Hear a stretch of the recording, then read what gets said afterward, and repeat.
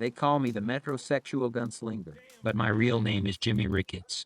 Okay, not legally, but I don't need a scrap of paper to tell me who I am. Jimmi Ricketts, bastard son of the great gunfighter Landon Ricketts.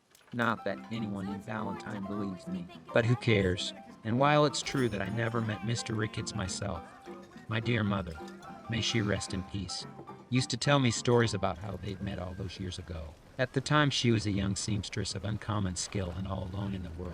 She'd been stranded in Valentine the year before when her parents and younger brother had succumbed to dysentery on their way out west to the Oregon Territory. Rather than continuing the journey and leaving behind her family buried out there on the lone prairie, my mother chose to part ways with the wagon train and make a go of it in Valentine. Fortunately, she was an accomplished seamstress, and she was able to fetch a good price for the family wagon and oxen. That allowed her to set up a small shop so she didn't have to hoard at the saloon.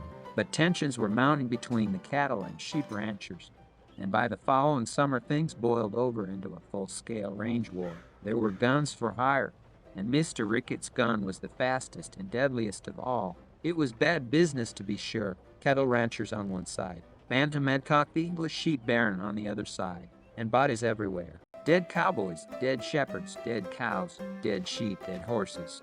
Probably some dead chickens and pigs too.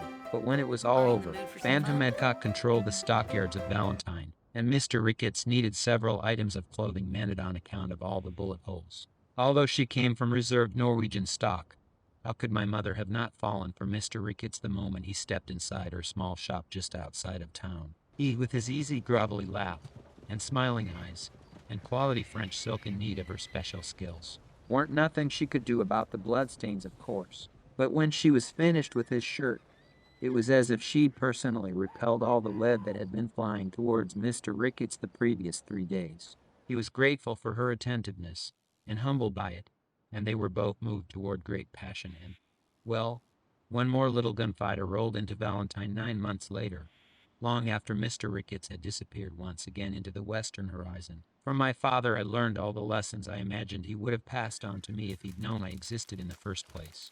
To be fast with a gun, and to be ruthless and cunning. And that there are a lot of cunts in the world who will shoot you in the back or lasso you off your horse just for fun. So keep a little explosive ammunition nearby just in case. But from my mother I learned kindness, basic color coordination, and the mail order addresses of several prominent tailors from back east.